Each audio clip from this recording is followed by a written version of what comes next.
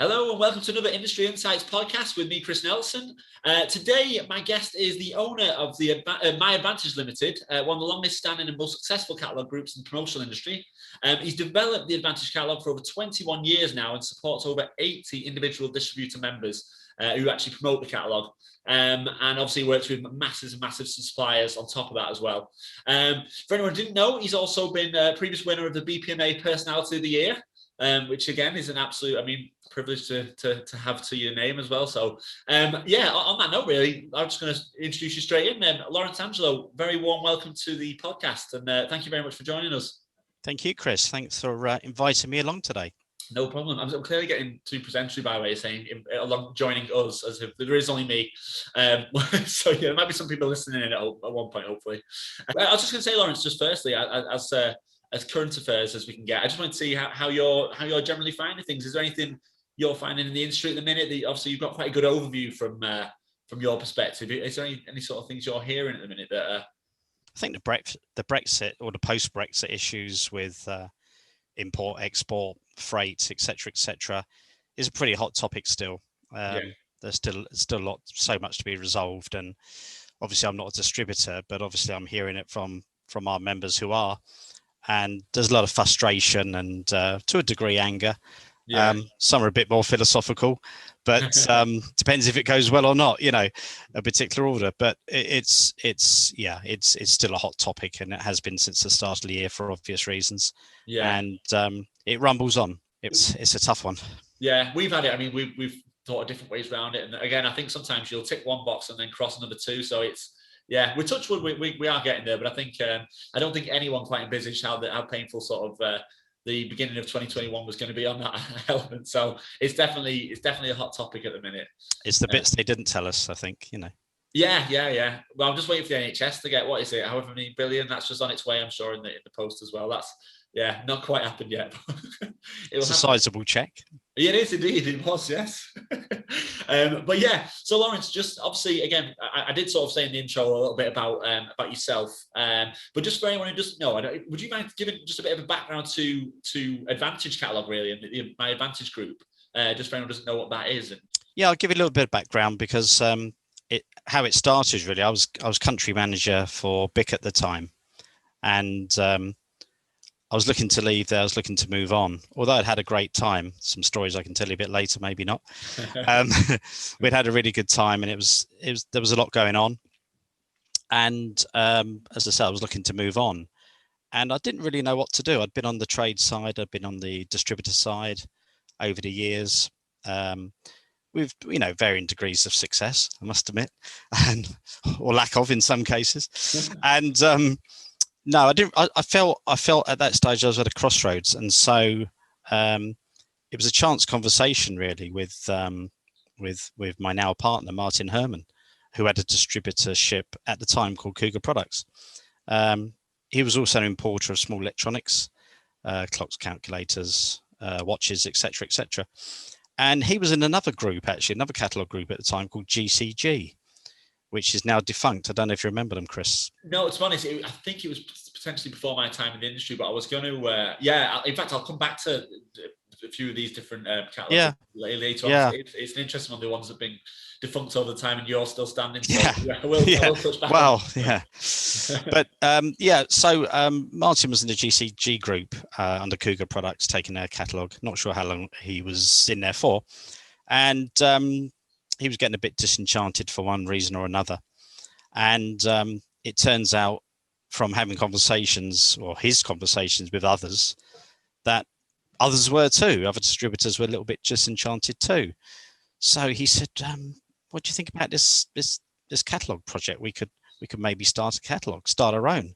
If we're not happy, in other words, him and his associates, if they're not happy, why don't we start our own? And I said, well, I'm not really sure. Anyway, long story short, various discussions, telephone calls, pizzas at Pizza Express in Guildford, which was halfway or allegedly equidistant between where we both lived. I'm not so sure about that, but there you go. You diddled there, Lawrence, basically. Yeah, I think he done me on mileage there, but so anyway, this went on for a while, and I must admit I dithered because I'd always been employed, and you got the pension, you got the company car, you got the regular salary. So it was a bit of a crossroads situation, and I did dither. Won't deny that. Maybe I could be forgiven for that. I don't know. Yeah, no, but I think daunting for anyone. I think to yeah, maybe. How do I tax a car? How do I insure it? I'd had a company car since 1980, so I literally had never owned my own vehicle. So 1980, and we're now at 2000, isn't it? Yeah. So I was looking to leave BIC at the start of 2000, and they said, "Would you stay on to do the PSI show, etc." So that was fine. It was all very agreeable. And so in between time, we'd had yet another pizza at Pizza Express in Guildford, where I decided to go for it. So you could say that we were born, as it were, over a margarita, but not the cocktail kind. Yeah, the pizza kind. I can't remember. Say, they don't go well with driving, apparently. Yeah, exactly. So yeah, January 2000. Advantage was kind of born, although there'd been conversations months before. And so I left BIC at the end of January 2000, and that was it. The hard work started, and we went. Well, I went out selling, and it's incredible to think now, but I literally had 2 or 3 design pages of maybe what the catalogue would look like, with some mocked up products on A4 color sheets. And sort of pulled them out of my briefcase and presented them. This is what you could have. Can I ask you, Lawrence, on that? Before you even got to that point, obviously you said you'd had conversations about it. Had you already sort of taking the leap? I'm not saying you had distributors. That sounds awful, in your back pocket. But I mean, in terms of, you were like, right, okay, you sure you're on board? I'm going to go for this. Like, is that something you had to do before you took the leap? No, I mean, it was, well, I suppose it's yes and no is the answer. I think there were some safe bets. Hopefuls, yeah. Yeah, 5 or 6 of those. And then there were some that, were trade friends, if you like, that had been built up over the years, that the relationship was there. And look, what about this project? Would you like to get involved? What catalogue do you take? Are you happy? All those sorts of things. Yeah. And I think I've got a feeling in the first year we just had 13 members. Pretty sure from memory. I don't even think we had a members list to publish at the time. Don't think it was that sophisticated, but pretty sure it was 13 members or so. Yeah. And is there any of the members that were the original 13? Are they still on now, or is it swapped and changed over the years? Yeah, I mean, changed, but are they on?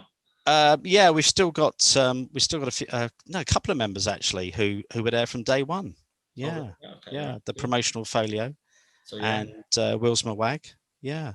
Yeah, all right. They were there at the very beginning. Yeah, I've had a few nice Advantage meals with Debbie Wills Mawag. She's great. So that's 21 years now. That's been been going.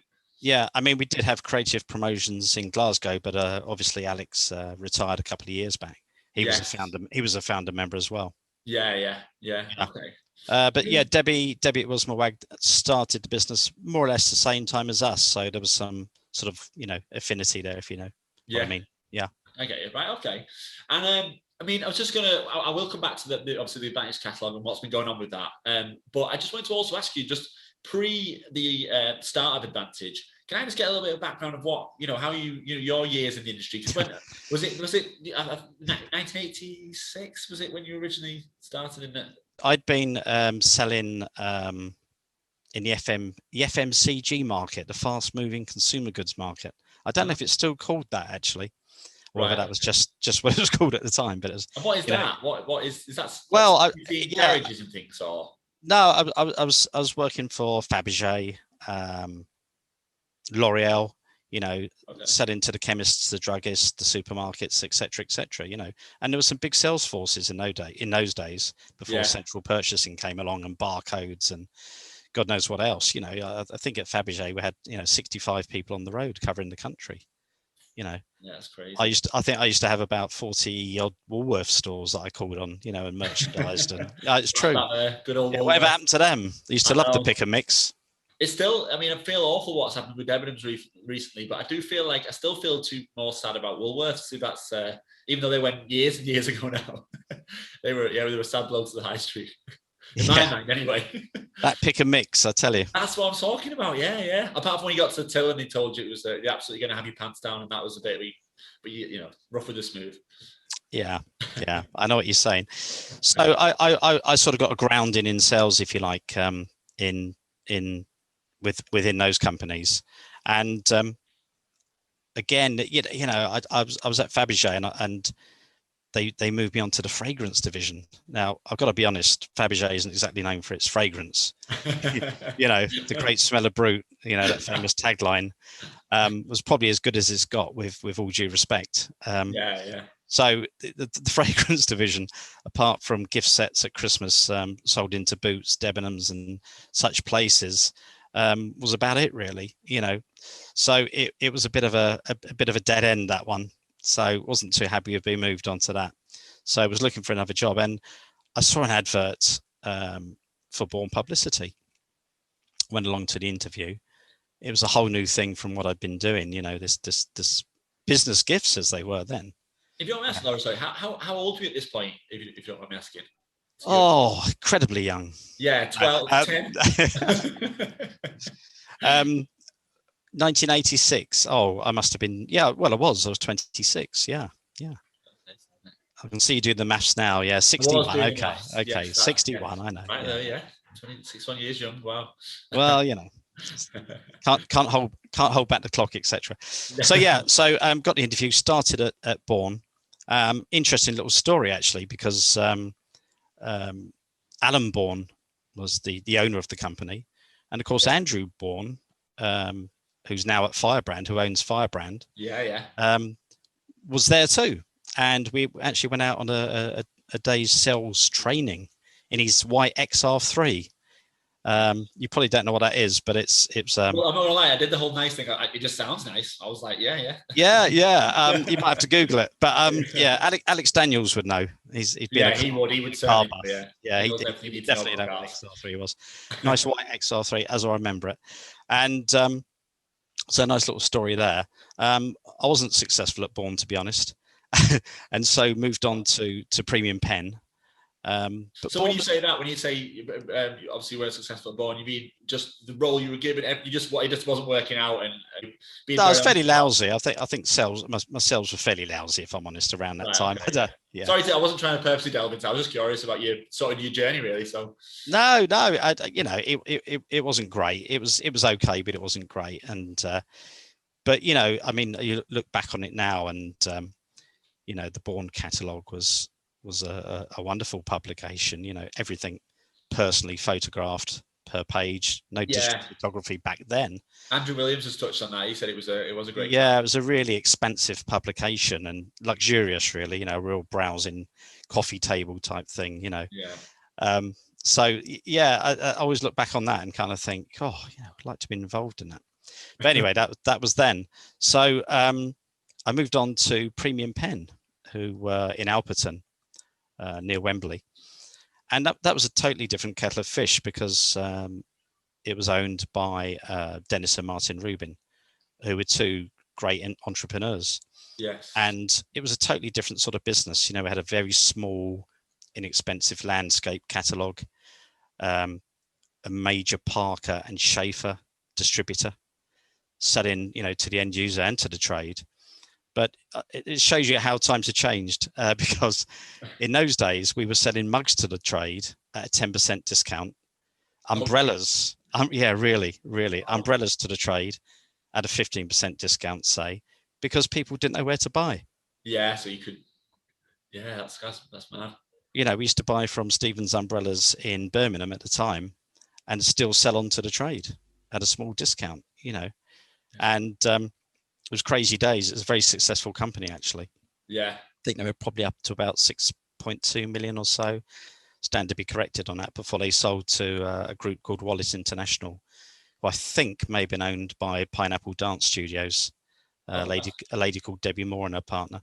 But anyway, that was that. It was completely different landscape then, wasn't it? It just didn't operate in the way that it does now. No, not at all. I mean, no visuals, no mock-ups. It was a very simple business, but as I remember it, the lead times were still sort of 4 to 6 weeks. Yeah, it's because you were too busy sending artwork through the post and Exactly. That's a mad. Exactly. Every time I hear that, I'm just like, Certainly at Premium Pen, I remember the telex machine, yeah, it's a And then, telex. It's like a fax. It's like a fax. I never really fathomed what a telex did. A lot Yeah, of typing going on, a lot of printing out of paper and so forth. And then the fax machine arrived, and that was luxurious. yeah. Um, That was when it really sort of you made it. Then when you got a fax machine, then you're rocking. Cutting edge, absolute cutting edge. And at that time, at its peak, you get maybe 3 sacks full of post a day with 80 to 100 orders in. And it would take the morning to sort the post out. Yeah, it's crazy. Yeah. Imagine the idea now, like, have you, how are we up to my order? I'll be honest, we're still just waiting for your artwork to come through the post. Our post hasn't come yet. It's a strange notion, but. A lot of typesetting, a lot of redraws. Yeah, it was probably, for those involved in that sort of side of it, very laborious. But then, to be honest, I might be speaking out of turn here, but I probably think there was probably less mistakes made on these artworks then, because the last thing you would have wanted to do was wait another 2 days for the correction to have to be amended and sent back to you to approve or whatever. True. Yeah. I mean, it was, as I say, it was 4 to 6 weeks lead time, as I remember it. Yeah. Anyway, so any delays kind of, just exacerbated the situation. But it's hard to imagine all that post coming through, isn't it? Oh, it is indeed. What we were doing, we were sending to the end user comprehensive range of gifts, but also selling to the trade at a small discount, because the supply chain was quite innocent then, and people didn't know where to buy from. Yeah. Okay. So to think that you're selling, you're buying mugs from Prince William Pottery and giving a 10% discount to the trade is unthinkable now. Well, literally is. Yeah. It's crazy, but that's the way it was. And after the guys had sold to Wallace International, don't remember the exact timeline, but I got a call to ask us if I was interested in setting up the business gift division for the Carroll Group, who were Carroll Souvenirs at the time. They didn't have any business gifts. Right. And the souvenir business was fantastic, but it was seasonal. So David Gold at the time was kind of looking at this and thought, well, maybe we can balance up the seasonal nature of the souvenir trade. Make up for it. With business gifts.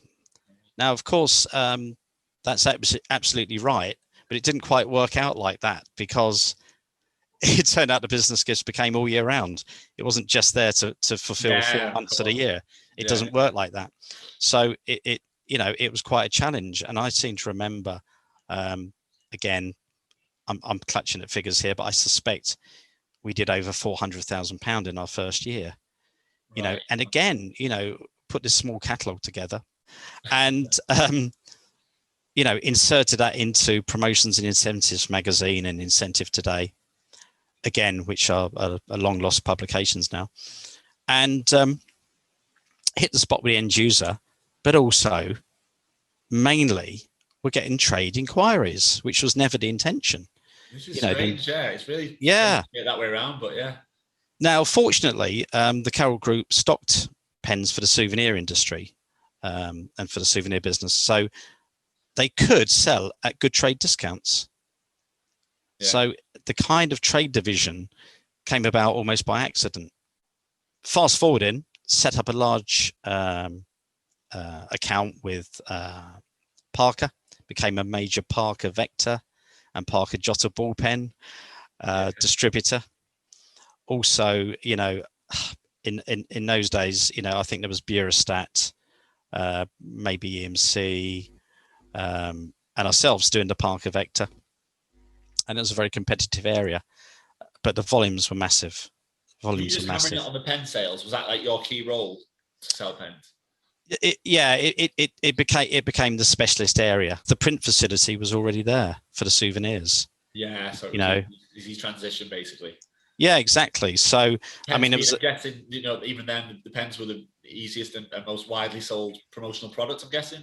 Yeah, without a shadow of a doubt. And there was again a learning curve for production, because suddenly ink coming off of metal pens it was a whole new thing. Yeah. The treatment of the pens, polypropylene, for example, ink shelling off, they have to be flamed, etc., all became a learning curve. But perseverance was there, and the sort of day was won, and became a major supplier, as you well know. Yeah, no, definitely. Wow. Okay. And then what happened from that point then? How did you sort of move on from there? Yeah, I left and joined Dennis and Martin again, who I'd been with at Premium Pen, at Initial Incentives this time. And of course, Andrew Williams, as you well know from Pencom, I do indeed, yes. Replaced me at the Carroll Group. What a small world. I will come on to it, maybe. I think that was his first little jump on in your, it's quick in your grave there. He jumped in. Yeah, he was at Stadler, I think, at the time.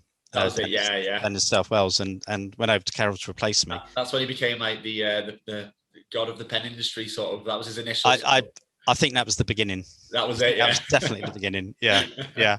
Never looked back. So I spent a couple of years in direct sales at Initial. If you don't mind me asking, Lawrence, was this different to, obviously, you say you at the time you were massively successful doing the whole the Born type of role. Was this a different type of role, or was it the similar type of role, but it was further on the line, so you'd learned more by that point? Or yeah, I don't think I got it at Born, really. Yeah. Okay. Yeah, I don't think I really. I don't think I got the whole deal, really. I think I was more interested in having fun at the time as well, which probably wasn't wise. That was probably similar for me. Yeah. So, but also alignment. I'm a great believer in alignment, and we've seen in the industry people maybe not do well somewhere, then go on and be fantastically successful. It happens in all walks of life, in all industries. So alignment is obviously does come into play in some instances. Yeah. No, but I think if I'd have, whatever, say I went down a role of some of the guys in here, their processing skills are just unreal. Just seeing them like machines. If you could push me down that route till I was 90 years of age, and despite being even worse because I'm 90 years of age, I would have never really have got been the king of that, because it's just not my forte. It's not. I can process an order, but not half as fast as someone who's minded in that way. And I think it is important what you say about that. I think recognizing people's goals, and I think my manager's, he's really good at it, actually. Seeing, right, well, that's fine. You're not amazing, great, but tell you what, let's try on this, and then you see, there you go, that clicks better for you.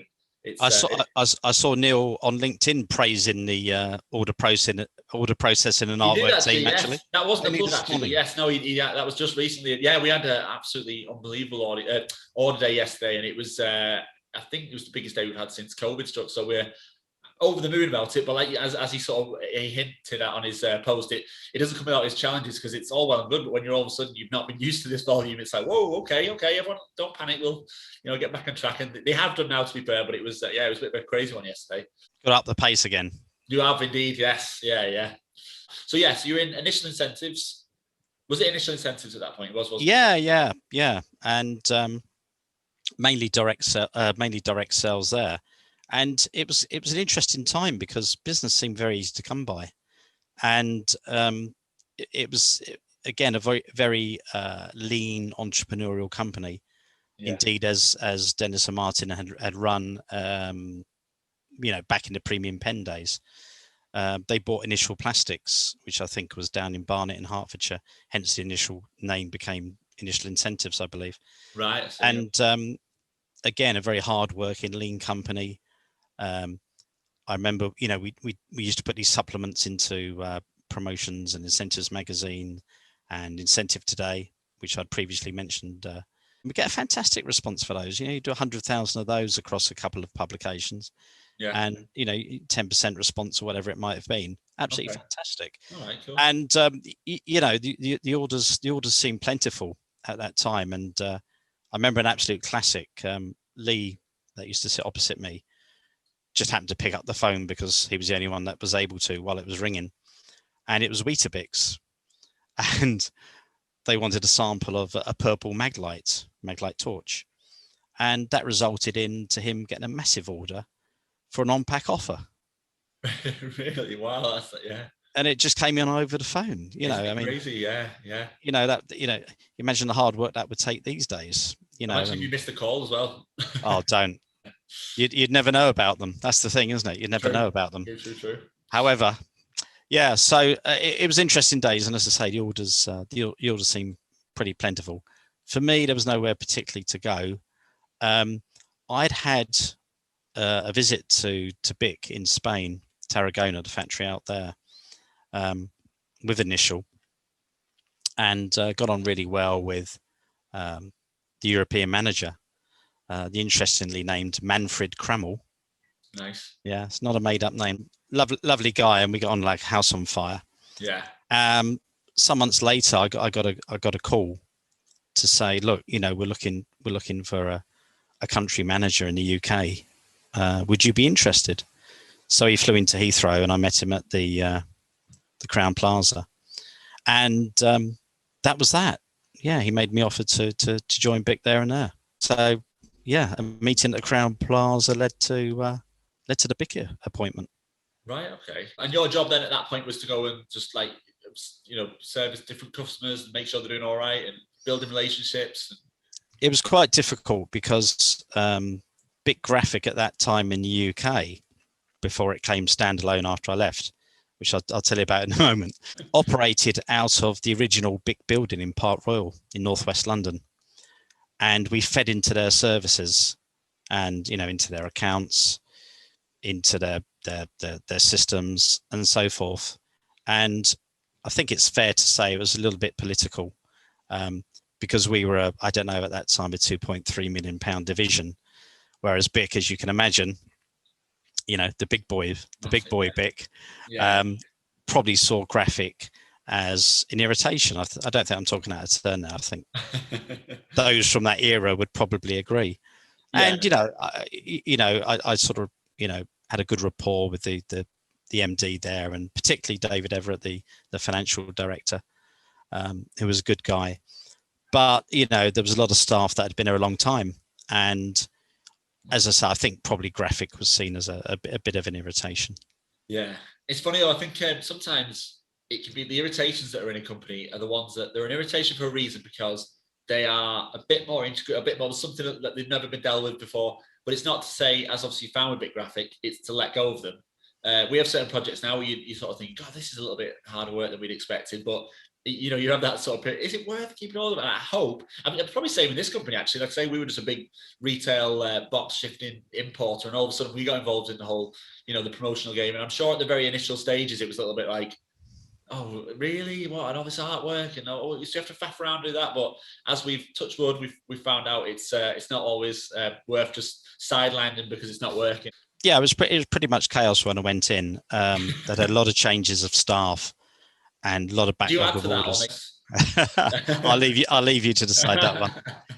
No, it was quite surprising, and there was a backlog of orders and paperwork and Lord knows what else. There was always butting heads with credit control, because obviously their retail customers were slightly different to the business gift customers, shall we say, when it comes to paying bills and so forth. Yeah. Nothing changes, does it? And it can still go on. So there was a fair. It was quite stressful, actually. It was quite stressful. A good release was always a meeting in Tarragona. When we went to Tarragona for the all the country managers meeting, 12 or 13 of us, there was always something happening. Someone was always losing a passport or missing a plane or arriving late or whatever. And again, I don't remember which particular month it was or year it was now, but we had a new guy join us from Greece, which is very, very small territory for them. I think he felt he was quite, shall we say, overqualified for the role, and he wasn't shy to let everybody know, which is not a great start, isn't it, when you just meet your colleagues? No. So we used to have these sort of breakout sessions and come back together, and people would give their findings and their perspectives on marketing, on products, on promotions, and all sorts of things. And it got to this guy from Greece, and he stood up with his whiteboard in front of the whiteboard and said, "Do you know the biggest room?" Silence. "The room for improvement." and that was about as good as it got, really. So that was that. The next morning, we used to start the meetings very early, maybe 8 o'clock. Always the same hotel, which is very comforting. And we're at the meeting, 8 o'clock. The boss has started. My boss is there. Marketing's there. Everybody's there except for the Greek guy. And thought, oh, okay. Around about half an hour into the meeting, at the bottom end of the room, the door opens.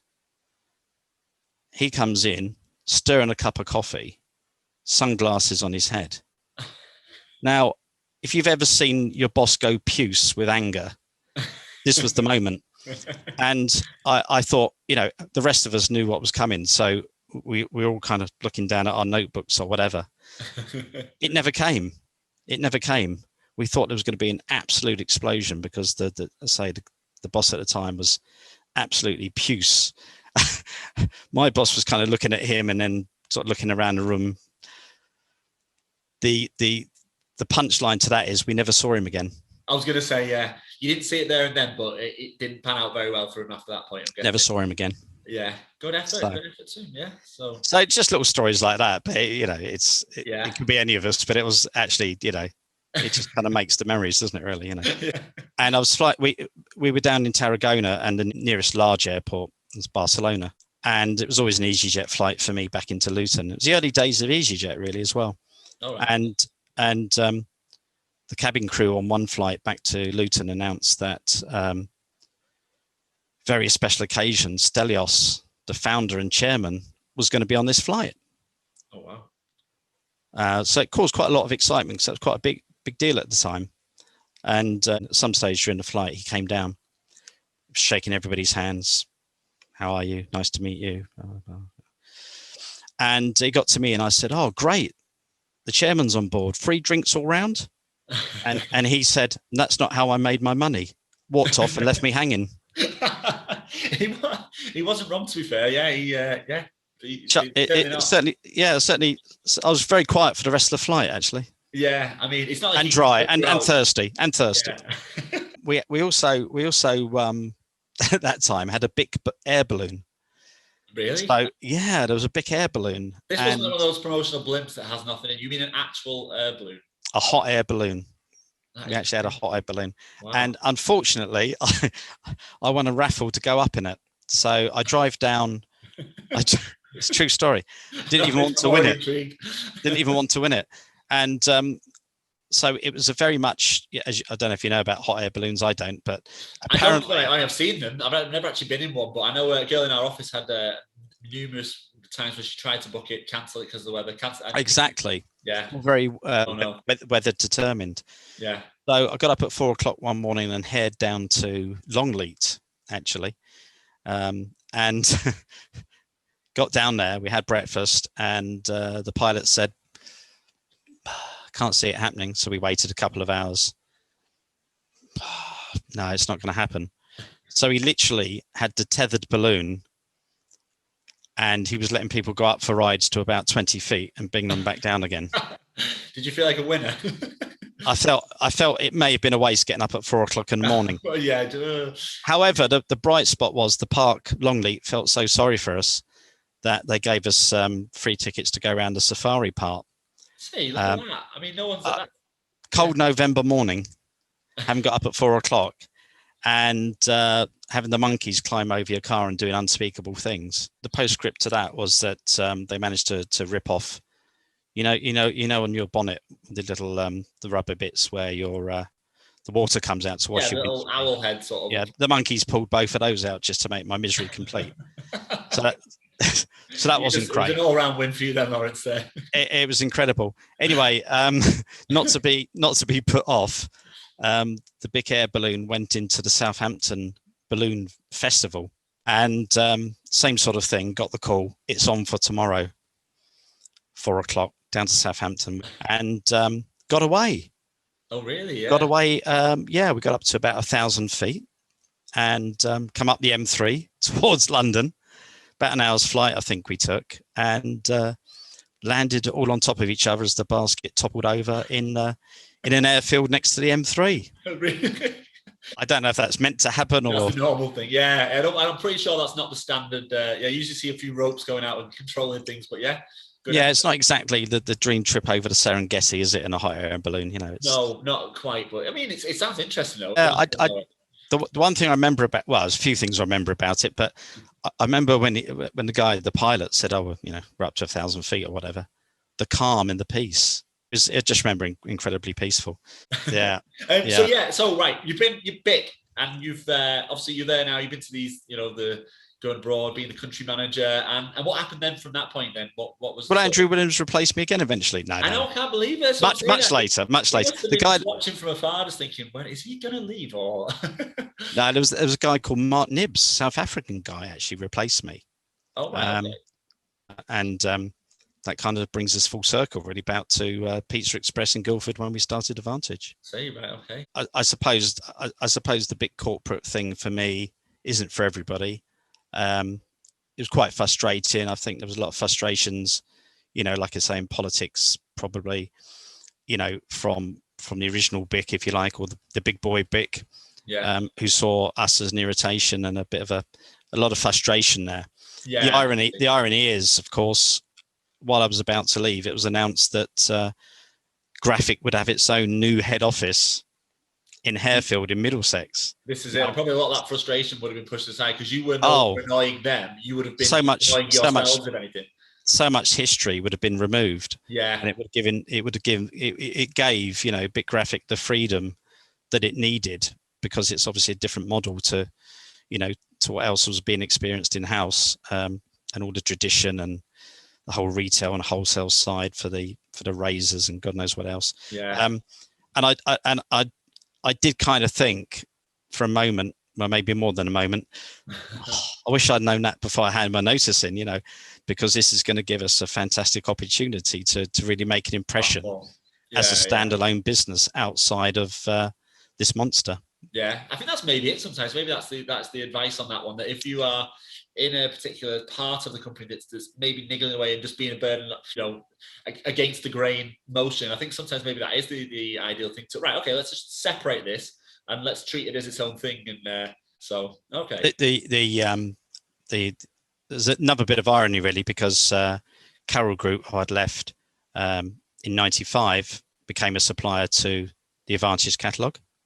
Yeah. And to this day, BIC still is. Yeah. Obviously, Andrew and myself had a bit of a email dialogue. We're very disappointed. Well, not disappointed, but saddened a little bit to see the Carroll brand disappear, actually. Yeah, because was this about 2 years ago, the souvenir side, sort of? Yeah, it got sold, and I think the deal was that the Carroll name wouldn't be used elsewhere. So no, it is sad. Yeah, I think it was kind of a bit of history, disappearing there. Yeah. Yeah. So, but BIC is still a supplier to us, and I understand Mark Tuttle's doing a great job there with the team. Yeah. And a lot of respect for them. Yeah, a lot of respect for them. Yeah, cool. Okay, so Advantage then. Obviously, you've got your Advantage group. Then you started with your 13, and they grew. And from that point, again, I'm guessing that's just through your sort of hard work and sort of selling to different, distributors around the country. Is that how it just now? And obviously, your name naturally grew from there, I'm guessing. Yeah, we kind of. I think by 2008 we had about 36 members before the recession. Yeah.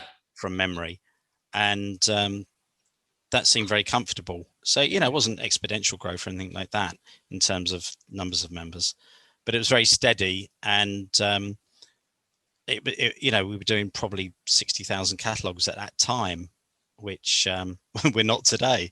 The recession, it was ironic that when the recession came along, 2008, 2009, the year after, we exactly halved. We did about 30,000. Really? And it never got back to those levels. It never got back to that 60,000. It's I don't know if it took the recession for people to kind of go, or a different way of trading. I mean, I remember we had one client who took 8,000 catalogues. We delivered them. They'd go out to their mailing list by mail sort the next day. Yeah. You don't have that sort of that sort of customer these days who markets in that fashion. It's a strange one, actually, and a point I was actually going to raise with you. And obviously, we've seen the effects of COVID over the last year. I don't know. I'm going to assume, Lawrence, that did an impact on business like it did for everyone in the industry, for Advantage Group. Am I right in saying that? Well, I think yes and no. I mean, we spoke to people more than ever, more than ever, wearing these teeth in for someone else. Clearly, no. We spoke to our people, our members in particular, more than ever during the certainly for the first few months of the pandemic. Yeah, because people weren't sure what was going to happen. People were confused. They were concerned. Things became clear as time went on, but it was all fresh and new to everybody. yeah, So we had a lot of conversations about the whole thing. And and I know that business in some cases dropped off 90% for some people, 60% for others, 70, between 60 and 90%. So, there was a lot to talk about. And the BPMA did a fantastic job with their seminars throughout that period, which we supported as a group. And also, people became resilient. They started to sell the PPE. If they didn't, they found other channels, that the work from home products started to come in from the suppliers and the merch boxes eventually and all that sort of thing. That's what I'm my current excitement in our place. But this is the type of thing that I'm talking about where I'm probably the current annoyance in Laltex on that front and merch boxes. But anyway. So we kept a good open dialogue going with the members, and I must admit, really impressed with both the suppliers and the distributor members with the resilience shown throughout this period. It's been definitely unbelievable. It really has, and I think considering what our industry is all about, and obviously the things that we sell and to the markets that we sell into, it's crazy that we've been very fortunate, I think, for so many people to still be going, and I'm sure furlough helped with things like that. But actually, like you definitely, said, people's resilience and pivoting and whatnot, I think that has helped. So long may that continue, I think. Yeah, it was a lot of fight there, and I know a couple of our members. They really literally rolled their sleeves up and said, "This isn't going to beat us. Yeah, it's not going to beat us." Yeah, and I wouldn't say it was the making of them, but it was kind of like you saw a new them, if you like. Definitely. We shall fight them on the beaches type thing. But it is true, isn't it? It's like just don't. You've got to. You can't just roll over. You've got to sort of find a different way of doing things or whatever. But what's the alternative? You roll over. You roll over. Exactly. So I was going to ask you on that. You sort of talked about the industry's changes, and we've talked about COVID, the effect on that, and the recession and whatever else. And you still are not only here, you're still say 80 plus members strong in Advantage. You've seen obviously over the years. I mean, you mentioned this is what I said I was going to come back to. Obviously, like the likes of GCG, the Privilege, Promotional Union, for example. That's just naming three. Who unfortunately, obviously, they're no longer trading. But I just want to see, is there anything that you feel that the Advantage Catalogue has done differently to sort of maintain and also maintain at the strength that you have, or is there anything you think or future plans maybe that you think this is what we have done and will continue to do? Is there anything like that? I don't think there's any sort of magic ingredient. I think I think the relationships that we have are very, very strong in the main. Not with everybody, of course, it's impossible, but in the main relationships, I think we're good communicators. I think we keep relevant, and we offer a really good service. People can call about anything at any time, and we talk it through. And it's sometimes the small things that go a long way. But I think we keep our finger on the pulse of the market and what's happening. I think the enjoyment that we still get and the passion that we have for it shines through. I don't think it's something you can fake. I think you get found out. So I think it's a combination of factors, but not, as I say, one magic ingredient, really. You are the magic ingredient, Lawrence. That's what it is, the relationships and all jokes aside, I'm sure homage to you on that. I'm sure you are, like I say, in terms of keeping, we speak to you loads, and we're just one of however many suppliers you deal with, and then the 80, plus distributors you've got on board as well. So I'm sure it's no mean feat, keeping that the glue, being the glue amongst all that as well. And I think it's also being fair. I think when we talk to the suppliers, you kind of think, well, it's a member group. Yes, it is. But also, as far as the suppliers go, we're very fair. We're very open, transparent, all those things. Yeah. And, we see it as a partnership, both with the members and with the suppliers. We all need each other. I think We people all need each other. No question about that. Yeah, no, that's 100% true. And I think I was going to ask you on that note. I mean, obviously, I'm sure as the head of Advantage Group and so many people involved, you must find yourself at times getting pulled from pillar to post from, different political opinions, product opinions, maybe. People, I'm sure it happens. People complaining about certain companies, or there could be people saying, "Oh, what's going on with this?" But is that, you may have already just mentioned it just there. Is that the key, really, just trying to remain as fair as possible? Is there any other secret ingredients that help you manage all these different things as well? Well, I think, if we get a complaint, whether it be about a product or a supplier, same thing. So if you get a product complaint, then you're going to call the supplier. But, anything that, the members put forward, for example, to us, we follow up. We have the discussion with the supplier and hear their side of the story. And then, we come to a conclusion. So, it's not a matter of beating people with a big stick or anything like that. I think it's very much a case of talking to people and being human, and talking things through. I think that really is what it's about. And as for getting dragged from pillar to post, I think less so these days. In the early days, we had lots and lots of opinions coming through, and it was fresh, it was new, and it could tie you in knots. Yeah, I bet. As time went on, I think we became more trusted to do the job and do a good job. We were proven. I think people may have been testing us quite rightly in the early days. Yeah. First few catalogues and challenging. I think as you become more established, I'm sure it makes it easier to say. You're probably trying to appease a lot more at the beginning, whereas now. No, we don't do things like that, and it's a lot easier to say that because you're more established, I'm guessing. Yeah, and I think more confident. I think I grew as well, learned a hell of a lot. Never had my own business before. Obviously, Martin had, and he was, a good influence in that respect of keeping things grounded. And I certainly soon took off those rose-tinted glasses, because it's a different reality. It's a different sort of reality. But no, to this day, if people want to suggest products for the catalogue, we put them in. Or we don't put them in. We have that discussion depending on the supply chain and the price and all those sorts of things. But by and large, we're entrusted to do the job, and give the service that people are paying for, and that goes for the suppliers as well. I think we have the more or less an established supply chain now of about 75 odd suppliers. So there's a good level been found, and everybody gets a fair hearing in terms of product submissions and so forth. Yeah, and I think a lot of the time it's just got to make sense as well. If there's a product that it looks all right, but then the price is absolutely ridiculous, I'm guessing you've got to have a reality check and go, no, I'm sorry, it's just not going to work. And I think a lot of that hopefully will make your job easier if it's just making fair and the right decisions as well. Yeah, absolutely. But also it's got easier with the online presence because we can put anything online at any time. That's true.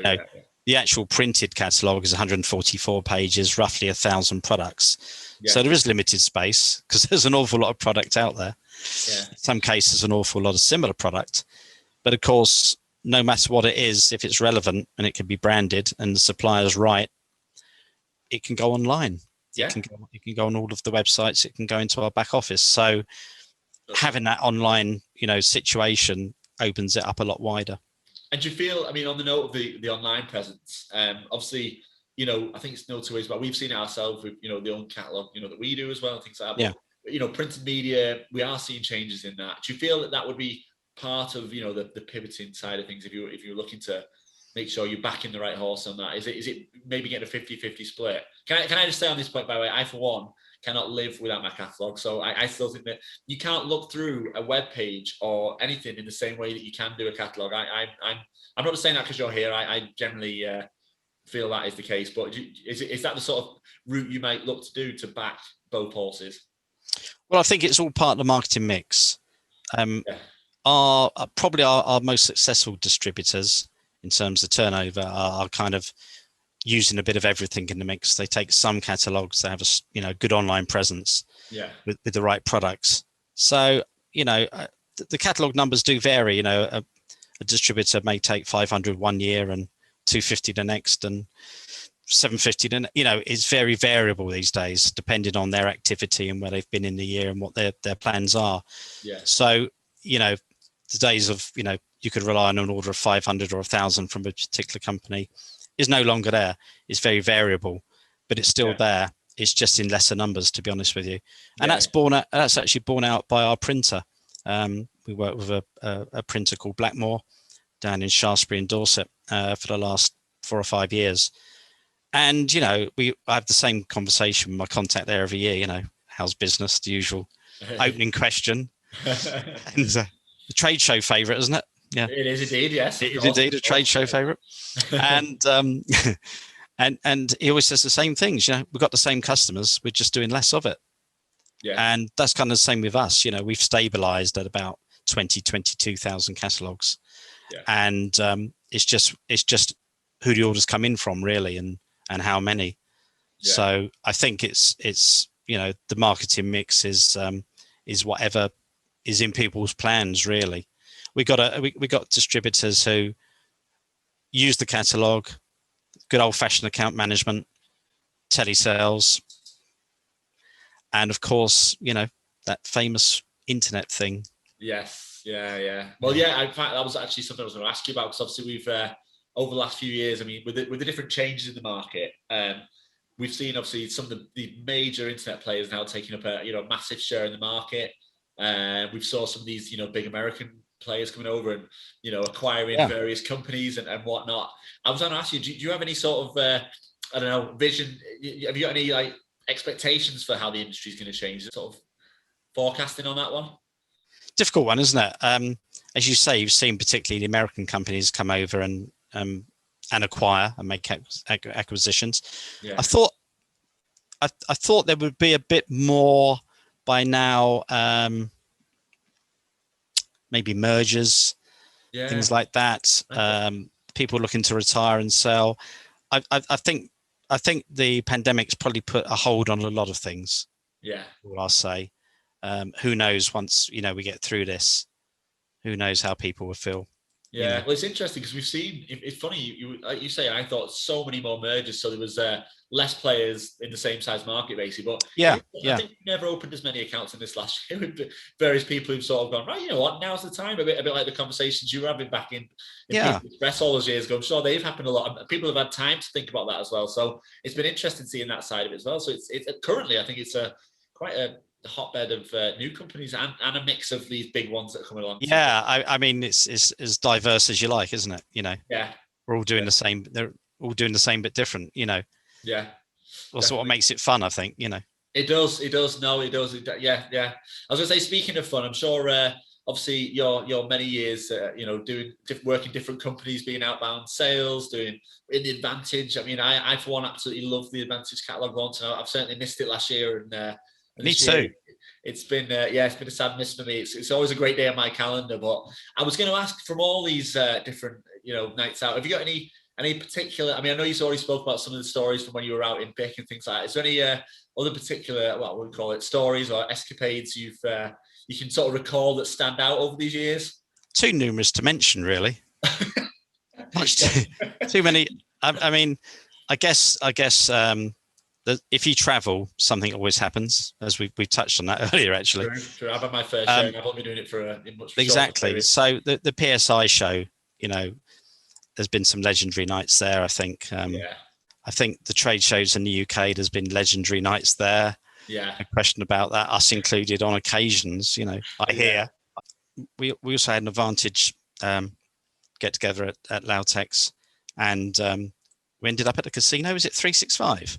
It is, yes. Casino 365. And we went out after, and I think there was 4 or 5 of us left. Got into a cab again from central Manchester to go to the Holiday Inn. Paid the cab off at the Holiday Inn, went inside. 5 guys looking around, being totally confused. Wrong Holiday Inn. I think there's 2 around the Salford Quays area. Yeah. Is there still? I don't know. No, it is. So this is is this where you just sort of went, does this look different to you? Or? Well, I remember saying to someone, I thought the lifts were over there. Yeah, that's it. Yeah. He said, no, that's reception. I said, I thought the lifts were there. You know, this sort of stilted, drunken conversation. Did you get as far as the reception to ask what was going on, or did you just realise? We realised, and I don't know who it was that said, "Oh, yeah, I know where the other one is." We were walking for an hour. Oh God, yeah. We then found ourselves banging on the window at the Ramada. The night porter came out and called us a cab and took us to the Right Holiday Inn. That's when you get to that type of night, the time of the night where you're just like, I really just need to be in bed now. What am I doing? Like, it's not good. And of course, the next day when you realise how simple the navigation was, really. Yeah, it's not. Yeah. In fact, do you know what, Lawrence? This is. I was never going to say this, but now you just mentioned then about Advantage nights and things like that. And I know Ben from Crystal Galleries. I know this is not my podcast, but people might just find this interesting for just whatever reason. Anyway, I had an industry night out. One of the Advantage nights, sorry. And, you know, I may have had a tipple or two, as you do. And Allegedly. Allegedly, yes. Some may. Obviously, I may have had one or two too many. And anyway, whatever time the night it was, I got back to the hotel. And not really, I've clearly by this point become not compass mentis, not knowing what's going on. And I had... realized, you know, wherever I'd got into, I don't know if I've been watching films recently that had just scared the bejeebs out of me about whatever, but I woke up and the entire room is completely pitch black. And I must have my senses must have started to come together. I'm thinking, wait, what is going on here? What? And honestly, Lawrence, I'm ashamed to say this, and I know it's funny and it doesn't sound true. This is my honest feeling. I thought I'd been kidnapped. By aliens or? But who knows, Lawrence? Who knows? But I basically thought I'd been... I don't know why I'm telling this is really bad, but basically I thought I'd been kidnapped, and immediately my whole body, I almost, what is going on? Where am I? This is awful, most awful thing ever. And I was panicking, and I could almost like feel my heart racing and sweat. And I started sort of feeling around the room. I could sort of feel tiles and, you know, everything else. And as I was moving around the room, I was panicking more and more. And whatever, I don't even watch like Taken or something. I mean, who would want to kidnap me is the first thing that makes me laugh. But anyway, and it was only as I went around the room, as I fell sort of forward over something, and my hands landed in this shallow water, and I was thinking, and it was only then I realized I'm in my own bathroom. I mean, I know exactly where I am. I'm in my bathroom. So I basically went around the walls, like, you know, trying to make my way around. It was pitch black, complete pitch blackness. I had panicked so badly. And I remember sort of like opening the door to my hotel room, like panicking. I remember just sort of getting into bed, shaking, thinking, what is wrong with me? Why would I have got so disorientated? So yeah, I'm not sure that reflects me in the best light in any way at all. But anyway, that was... I'm glad you got that off your chest, though. Thank you. Yeah, this is what I do very often. I feel it's like a counselling session. I feel that was a bit, but you know. But who would know you get kidnapped? So, yeah. Anyway, yeah. So that's me. Anyway, I don't know why. That's genuinely horrific, though, isn't it? That is actually as much. You know, the anxiety. But you know what? It's funny because I think I ended up in the same type of room a few years back. It was like I walked in. What happens with them bathrooms is you walk into them and they're a fire door, so it just closes behind you. And it was only it was the beginning of the night, so I wasn't drunk in any way. And I got back in there, and it was when the door closed. I saw my heart sort of skip. I was like, oh, this is the exact hotel. This is why this happens. So, well, that's not the only reason why it happened. I'm pretty sure alcohol had played its part, but I think it's a fair guess that alcohol's the key in that, really, basically. So well, it just reminded me of another story. Actually, it was at the Arden Hotel, which used to be a sort of a go-to hotel for the promoter show when that was alive and kicking. Yeah.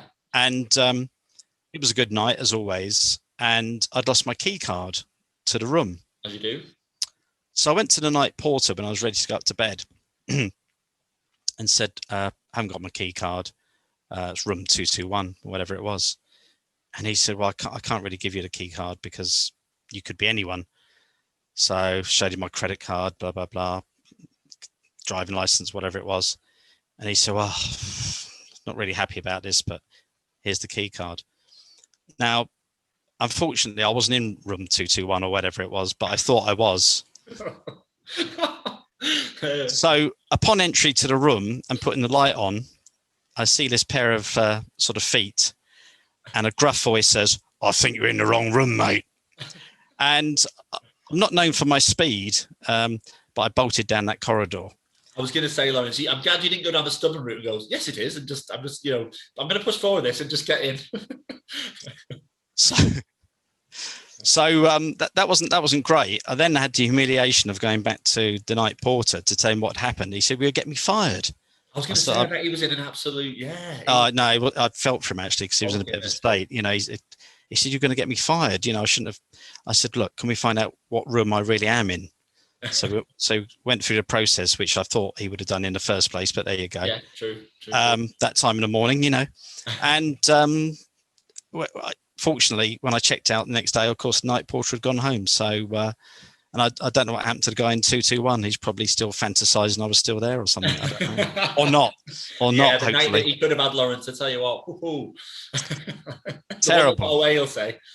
But it happened to me before, actually, in a similar way, because I went to the UK Leisurewear sort of gala dinner, and reception were a bit of a mess, and key cards were flying all over the place.